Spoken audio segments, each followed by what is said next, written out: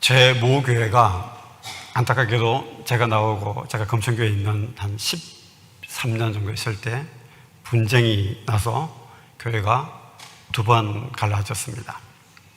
그리고 결국은 교회가 제 협동측인데 교단을 탈퇴하는 일까지 벌어졌습니다. 이런 사실 한 사람 때문에 일어난 일인데요. 이 한 사람으로 말미암아 교회가 분열이 되고 될 수 있는 놀라운 일을 보게 됩니다. 인간의 욕심이 교회를 무너뜨리고 분열시키겠다는 사실을 다시 한번 깨닫게 되는 것입니다. 자신의 권력과 명예를 얻기 위해서 아무 끄러낌 없이 수단과 방법을 다 동원하여서 자신의 욕심을 채우려는 인간적인 욕망의 결과가 결국은 교회의 분열을 일으키고요. 결국은 자신이 원하는 권력과 명예를 얻지 못하는 그런 결과를 낳게 되었습니다. 오늘 사사기를 통하여 이러한 모습을 계속 보고 있습니다. 사실 그리스도인에서 18장, 19장, 20장은 좀 보기 별로 좋지 않은 장면입니다. 왜냐하면 이스라엘의 악한 모습이 우리에게 반영되는 모습도 있고요. 그 내용 자체가 굉장히 불편하기 때문입니다.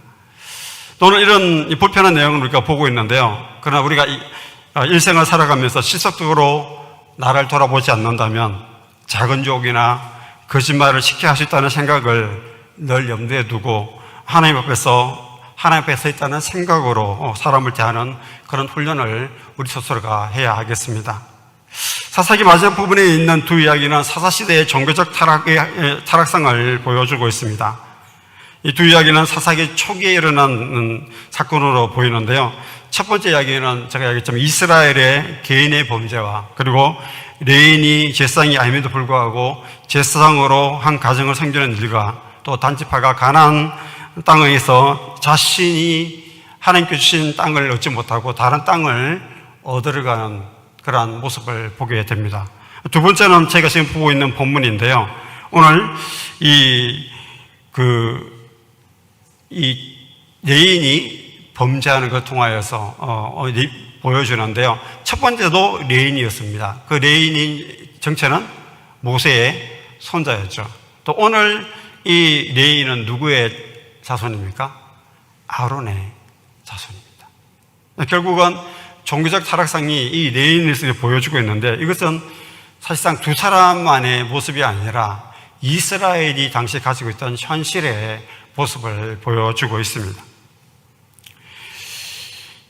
이스라엘이 이 초기에 이 타락한 것을 통해서 사사시대의 중후기에 그들의 타락상이 어땠는지를 짐작해 볼 수 있습니다. 초기에 이런 타락을 보였다면 점점 더 크게 하나님께서 범죄하고 하나님을 떠나는 모습을 우리가 볼 수 있다는 것입니다. 그래서 소위 사사기 순환이 반복될수록 타락의 양상이 점점 심해지고요. 심해지는 그런 사사기의 특정을 이 구절로 보여주는데 그것이 뭐냐면 바로 그때 이스라엘의 뭐가요? 왕이 없었다는 것입니다. 그리고 그렇기 때문에 뭐라고요? 각각 자기의 소견에 옳은 대로 행했다는 이 두 구절입니다. 왕이 없었다는 표현은 이 둘째 하기는 19장 19절에도 나오는데요. 두 이야기를 통해서 주의할 점은 사건의 발달이 특정 인물 또는 특정 인물들로 국한되지 않는다는 것입니다. 두 이야기에 등장하는 인물들의 비극적인 사건에서 범죄의 주연이나 조연으로 단정할 수 없다는 것입니다. 사건의 원인이 누구에게 있든지 간에 그들만의 잘못으로 돌릴 수 없다는 것입니다. 두 이야기는 이스라엘의 총체적인 타락으로 인해서 일어난 사건이기 때문입니다. 사건의 발생의 근본 원인은 진정한 통치자이신 왕이 없기 때문이죠. 왕이신 하나님이 이스라엘 가운데 없기 때문에 오늘 이스라엘이 자기의 소견에 옳은 대로 살아가고 있다는 것입니다. 자기의 소견대로 살아간다는 것은 삶의 기준이 하나님의 말씀에 있는 것이 아니라는 것입니다. 두 이야기를 보고 오늘날 가치관으로 다양한 견해와 사건을 이야기할 수 있습니다. 그리고 그것 통해서 우리가 다툴 수도 있습니다. 그런데 오늘 성경은 두 이야기를 전하면서 오늘 우리에게 현대적인 개념의 해석을 요구하지 않습니다. 시대를 막론하고 하나님의 통치를 받지 않고 삶의 기준이 하나님의 말씀이 되지 않고 각자의 속인대로 살아간다면 그 사회와 국가는 타락할 수밖에 없다는 것을 오늘 본문을 통해서 보여주고 있는 것입니다. 지난 두 주간 두 주간을 살펴보면 19장에서 레인이 첩을 얻는 것을, 그리고 그 첩의 행음과 그 위에 천정으로 가고요. 레인이 그 또 처가를 방문해서 다시 돌아오는, 그리고 기브아에서 머물러서 결국 오늘 이 본문의 사건이 일어나는 그것을 보여주고 있습니다. 오늘 이 여인의 죽음으로 말미암아 이스라엘이 총회를 여는 결정을 하게 되고요. 오늘 그를 통하여서 이스라엘이 오늘 이 총회를 모입니다. 이 총회의 결정에 대한 이 베냐민의 반응이 또 전해지고 있는 것을 볼 수가 있는데, 먼저 1절에 보면 이렇게 말씀하죠. 이에 모든 이스라엘 자손이 단에서부터 브에르사바까지 와 길랴 땅에서 나와서 그 회중이 일제히 미스바에서 여호와 앞에 모였다고 이야기하고 있습니다. 이스라엘의 총회가 열렸던 이유는 앞에 저희가 보지 않았지만은 이 레인이 이 토막을 이어서 시신을 12조각을 이어서 각 지파에 보냅니다. 그것 통해서 이스라엘이 깜짝 놀라서 오늘 그 사건을 다루기 위해서 오늘 이 미스바에 모이게 된 것입니다. 오늘 단에서 브에르사바까지 길르앗 땅에서 나왔다는 것은 이스라엘 정토에 있는 모든 이스라엘이 다 지파들이 다 모였다는 뜻입니다. 총회는 지파의 어른들을 포함해서 전쟁에 나갈 수 있는 군인 40만 명이 포함되어 있는 것을 볼 수가 있습니다. 이들이 모인 것은 아까 말씀드린 미스바인데요. 미스바는 예루살렘에서 북쪽으로 약 12km 떨어져 있습니다. 그리고 오늘 이 레인의 첩이 죽은 데서 약 7km 떨어진, 그러니까 사건의 현장에서 가까운 곳에 모였다는 것을 볼 수가 있습니다. 기브아의 범죄를 심판하기 위해서 지리적으로 가까운 위치에 모인 것이기도 하지만, 하나님 앞에 모였다는 것은 이스라엘 총회가 표면적으로 하나님 뜻에 부합한 심판을 내리기 위해서 모였다는 것을 보여주고 있습니다. 자, 오늘 3절 말씀에도 뭐라고 하냐면 이렇게 이야기하죠. 이스라엘 자손이 미스바에 올라간 것을 누가요? 베냐민 자손이 들었다고 오늘 본문에 기록하고 있습니다. 베냐민 자손이 들었다는 표현을 보아서 베냐민 지파가 오늘 어디에요? 이 이스라엘 총회에 참석하지 않았다는 것입니다. 19장 29절에 보면 레인이 시신을 아까 말했던 12종을 내서 각 지파에 보냈는데 레인이 이 베냐민 지파에도 보냈습니다. 그런데도 오늘 베냐민 지파는 오늘 이 총회에 모이지 않았다는 것입니다. 나머지 11지파가 총회로 모였는데요. 이들이 오늘 이 사건을 듣게 된 것입니다. 그리고 오늘 3절에 그 뒤에 보면 이 악한 일이 어떻게 일어났는지를 우리에게 말하라고 이야기하고 있는데요. 오늘 이 레인의 답을 기다리고 있는 것입니다. 그래서 4절과 5절 말씀에 이렇게 말씀합니다. 네 사람이 곧 죽임을 당한 여인의 남편이 대답하여 이르되 내가 내 첩과 더불어 베냐민에 속한 기브아에 유숙하러 갔더니 기브아 사람들이 나를 치러 일어나서 밤에 내가 묵고 있는 집에 에워싸고 나를 죽이려 하고 내 첩을 욕보이고 그를 죽게 했다라고 이야기합니다. 총회는 발생한 사건에 대해서 사실이 오늘 이 40만 명이 모였지만 그 사건의 사실 확인이 필요한 것입니다. 오늘 이 비록 4절과 5절 말씀에 레인이 요약된 진술을 하고 있더라 할지라도 기브아 사람들이 레인을 죽이려고 했던 것이 아닙니다. 레인은 오늘 이 기브아 사람들은 이 레인을 상대로 강계를 하려고 했던 것이죠. 이 강계라는 말은 결국 남색입니다. 동성애를 의미하는 말인데요. 이러한 동성애는 하나님께서 금지하신 것입니다. 그래서 지난주에 어디에서요? 저기서 시위를 했었죠. 그것이 바로 하나님께서 그것을 금지하셨고 그것을 죄라고 했기 때문에 우리가 그것을 반대하는 것입니다. 이러한 가운데 레인은 기브아 사람들에게 자신의 첩이 욕보여 죽게 하였다고 진술하는데요. 첩이 기브아 사람들에게 욕을 당했던 경위를 상세히 기술하지 않습니다.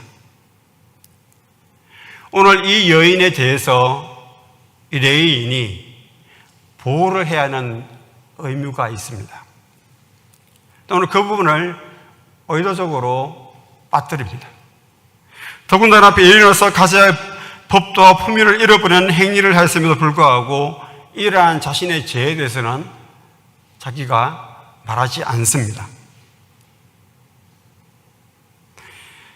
앞에서도 말씀드렸지만요, 우리도 살아가면서 이 레인과 같이 사실을 말하고 됐습니다. 그런데 가정 가운데 진실이 빠지는 경우가 많이 있다는 것입니다. 일의 사건은 말하는 내용이 맞습니다. 그런데 그 가운데 진실은 빠진다는 것입니다. 요즘 정치적인 이슈를 보아도 사실이 드러난 사건이 사실이 많이 있죠. 나오는 사람들 정인들이 어떻게 합니까? 진실을 이야기하지 않습니다. 진실을 가리는 모습은 인간의 인약하면서도 간사한 모습을 보여주고 있는 것입니다. 그리고 기브아 사람들이 악행으로 레인의 첩을 죽였지만 시신을 토막내어 12지파에 보냈던 레인의 행동이 바람직하지 않은 것입니다. 레인은 이 시신을 통하여서 사실상 무엇을 하려고 하냐면요, 사적인 복수에 이용을 하고 있는 것입니다. 누구를요? 이스라엘 총회를 끌어들여서 자신의 개인적인 복수를 하려고 하는 것입니다. 이스라엘 지파들이 시신의 토막을 받고 문제를 해결하기 위해서 각 지파 어른들이 모인 것은 바람직한 일이었지만은 피해자가 기브아 사람들의 진술을 듣지 않고 군인 40만 명을 모집한 것은 성급한 행동으로 볼 수 있는 것입니다. 이러한 성급함이 결국은 큰 비극을 낳는 일이 되고 돌이킬 수 없는 길을 건너게 된 것입니다. 이 사건의 발단과 진행 과정이 사사시대의 특징을 잘 보여주고 있습니다. 통치자이시며 왕이신 하나님이 없었기 때문에 사람들의 소견대로 모든 일을 진행되고 있음을 보여주고 있습니다. 송사자인 레인의 일방적인 진술을 듣고요, 레인의 판결을 요구해 이스라엘 총회가 징계를 결정하고 있는 것입니다. 자, 그래서 어떻게 합니까? 8절에 이렇게 이야기합니다. 모든 백성이 일제히 일어나 이르되 우리가 한 사람도 자기 장막으로 돌아가지 말며 한 사람도 자기 집으로 들어가지 말고라고 합니다. 맹세를 합니다. 어떻게 해요? 오늘 이 베냐민 지파, 그 없는 이 기브아에 있는 사람들에게 징계를 내릴 것을 결정하는 것입니다. 오늘 본문을 보시면요, 이스라엘 총회의 베냐민 지파가 불참한 것을 볼 수가 있습니다. 그 이유를 오늘 사사기를 쓴 이 기자는 그것을 정확하게 이야기하지 않고 있는데요. 어떤 이유든 이스라엘 지파가 베냐민 지파 대표를 총회에 참석해서 문제를 해결하는 것이 아니라 또 이 일이 왜 일어났는지 그 이유를 듣는 것이 아니라 오늘 그것을 듣지 않고 그들을 빙계할 것을 결정해 버렸다는 것입니다. 만약에 오늘 베냐민 지파를 어쨌든 데리고 와서 이야기를 듣고요, 또 그 이야기를 통해서 오늘 그것을 해결하려고 했다면은 동족 간의 이 상가 간의 비극은 일어나지 않았을 것입니다. 총회가 여호와 앞에 모인 총회라고 생각하지만은 자신의 소견대로 진행되는 총회가 되고 말았습니다. 총회의 결정은 기브아 사람들이 행한 대로 징계하는 것입니다. 악한 일을 행한 대로 징계하는 것은 율법에 나와 있습니다. 하지만 정인이 없고요, 정인이 추적도 없고 피해자 신문도 없는 징계의 결정은 율법에 위배되는 것입니다. 징계 과정을 어떻게 보면 정의로운 일을 행하는 것처럼 보이지만은 그것은 그들의 소견에 따른 결정이었을 뿐인 것입니다. 사실 이러한 결정을 우리도 가끔 하고 있습니다. 사람을 외모로 판단하는 것. 그렇잖아요. 외모, 사실 예수님도 말씀하셨지만 옷이 좀 누추하거나 외모적으로 조금 이상하면 저희가 섣불리 다가가지 않습니다. 편견을 가지게 되죠. 그리고 또 어떤 일을 하면서 일을 하는 과정 가운데 다른 사람의 의견을 충분히 수렴하지 않고 자신의 고집으로 일을 제어하는 이런 것들이 사실상 오늘 총회에 모인 이들과 같은 행위를 하고 있는 것입니다. 이스라엘 총회는 너희 중에 생긴 이 악한 일이 어찌 됨이냐는 책임을 물었습니다. 그리고 불량배를 인도받아 그들을 죽임으로써 이스라엘 중에서 악을 제거하기를 원했습니다. 이스라엘 총회가 책임을 묻자 오늘 베냐민 사람들의 반응이 어떻습니까? 오늘 13절 말씀을 보면 읽지 않았지만 이렇게 이야기합니다. 13절 하반절에 이렇게 이야기합니다. 베냐민 자손이 그들의 형제 이스라엘 자손의 말을 듣지 아니하고라고 합니다. 싸움이 일어나기 전에 베냐민이 지파가 총회에 가서 다시 한번 설명을 하고, 그죠? 하고 그 일을 해결하기 위해서 노력했다면 사실상 이런 일이 일어나지 않았는데 베냐민은 오히려 이들과 전쟁을 하려고 준비를 하고 있다는 것입니다. 이스라엘 총회의 징계 절차가 문제가 있다 하더라도 기브와 불량배들을 옹호하는 베냐민 사람들 역시 도덕적으로 타락한 시대상을 잘 보여주고 있는 것입니다. 범죄자를 옹호하기 위해 동족간 전쟁을 불사하겠다는 태도는 결코 바람직한 태도가 아닙니다. 베냐민 지파가 야나 지파를 상대로 무모한 싸움을 하려고 하는 것은 그들 나름대로 믿는 구석이 있기 때문입니다. 그래서 뭐라고 하냐면요, 이렇게 얘기합니다. 16절에 이 모든 백성 중에 택한 700명은 다 왼손잡이라 울매로 돌을 던지면 조금도 틀림없는 자들이라고 이야기합니다. 베냐민 지파는 수적으로 열세 있었지만은 700명의 왼손잡이 물맷돌을 던지는 전문가가 있다고 이야기합니다. 물맷돌을 던지는데요, 조금도 틀림없이 던지는 자라고 이야기합니다. 이 표현은 화살을 쏘는 사람이 마치 이 간역을 보고 10점 만점을 쏘는 것 같이 이 도파민을 던지면 똑같이요, 한 차야 오차 없이 그 간역을 맞출 수 있는, 멀리서 맞출 수 있는 자가 700명이 있다는 것입니다. 요즘 우크라이나 전쟁에 이 북한 군사가 투입됐다고 뉴스가 나오는데요, 특수부대라고 이야기하죠. 오늘 그 특수부대와 같이 이 베냐민 지파의 이 700명의 물매도 던지는 사람들이 그와 같은 특수부대로 볼 수 있는 것입니다. 이 700명이라는 사람은 오늘날 보면 아까 말씀드린 특수요원인데요, 이들을 언급한 것은 앞으로 일어날 일에 대한 복선을 깔고 있습니다. 저에게 나오지 않지만은 오늘 하나님께서 오늘 이것을 통하여서 하나님 뜻보다 자기의 소견대로 행하는 일을 어떻게 끌 것이 있는지를 이 700명을 통해서 보여주십니다. 오늘 우리가 지금까지 살펴본 이스라엘 총회가 한 사건을 두고 범죄자를 징계하는 태도만 보면 이스라엘이 바르게 살아가는 것처럼 보입니다. 하지만 이 이야기는 이스라엘이 자신의 소견대로 살아가는 때에 일어난 일이라는 것입니다. 총회는 하나님의 율법을 무시하고 레인으로서 살아가지 못하도록 방치한 책임을 지려고 하지 않습니다.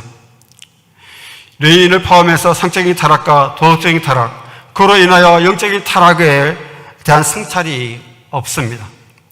이런 모든 모습을 통하여 이스라엘이 하나님의 말씀을 떠난 삶을 오늘 살았음을 보여주고 있는 것입니다. 이런 이스라엘 총회에서 기브와의 범죄 사건을 심판하는 것은 하나님 보시기에 과연 옳은 일이었을까요? 범죄에 대한 징계는 분명히 필요합니다. 하지만 이스라엘 총회가 해결을 먼저 선행하지 않았다는 것입니다. 이스라엘 가운데 지금 이 레위인과 단지파와 개인이 하나님 말씀에서 떨어지고 하나님과 관계없는 삶을 살아가는 것을 사실상 이 미스바에서 먼저 해결해야 했습니다. 해결은 없고 무엇만 바라보고 있습니까? 하나님 없는 징계만을 지금 계속 주장하고 있는 것입니다. 이스라엘 총회는 하나님께서 원하시는 것을 제대로 알지 못하고 있다는 것입니다. 우리 역시 성찰과 해결가 없다면 본연을 받은 자라고 하더라도 주님께서 원하시는 것을 할 수 없으며 자신의 소견대로 행하는 자기 중심적인 그러한 삶을 살아가는 성도가 될 수밖에 없습니다. 보냄을 받은 자는 보낸 자의 뜻을 철저히 따라야 합니다. 그때 진정으로 하나님의 통치를 받는 사람이 되는 것입니다. 오늘 우리가 우리 자신을 돌아보는 이유는 간단합니다. 나는 하나님 말씀대로 올바르게 살아가고 있는가를 보는 것입니다. 그것을 고민하고요, 하나님 앞에서 자신을 돌아보는 것입니다. 통치라는 것이 결국은 하나님 말씀이 내 삶에 흐르는 물과 같이 막힘없이 곳곳을 적시고 그 안에서 열매를 맺는 그러한 삶을 살아가는 것이 하나님의 통치를 받는 것입니다. 그리고 중요한 것은 이스라엘은 왕이 없었지만 오늘 우리에게 누가 있습니까? 하나님이 계십니다. 우리는 명확하게 그분이 누구인지를 알고 있습니다. 그리고 그분의 뜻이 무엇인지도 우리는 알고 있습니다. 우리의 작은 실수와 거짓을 잘 아시기에 우리의 죄를 위하여 하나님은 예수 그리스도를 이 땅에 보내시고 그것을 위하여서 십자가를 지셨습니다. 어린아이가 철없이 살아가더라도 아이를 보호하고 먹이고 인격적으로 자라게 하는 부모가 있었기에 성장할 수 있는 것 같이 오늘 우리에게도 이러한 하나님이 계십니다. 어린아이가, 저도 그런 적이 있지만은 이렇게 고집을 부리거나 아니면 잘못을 하면, 그래 보신지 모르지만 저는 한번 그래 본 적이 있는데, 너 가. 너 내 아이가 아니야. 그러면 아이가 예 알겠습니다 하고 가나요? 아니죠. 더 울고 매달립니다. 아니라고 막 매달립니다. 왜 그럴까요? 부모이기 때문에. 하나님도 동일하십니다. 울며 매달린 자를 하나님은 외면하지 않으십니다. 우리가 실수하고 범죄할지라도 어떤 자를요? 울고 매달린 어린아이와 같이 울고 매달린 자는 하나님이 외면하지 않으십니다.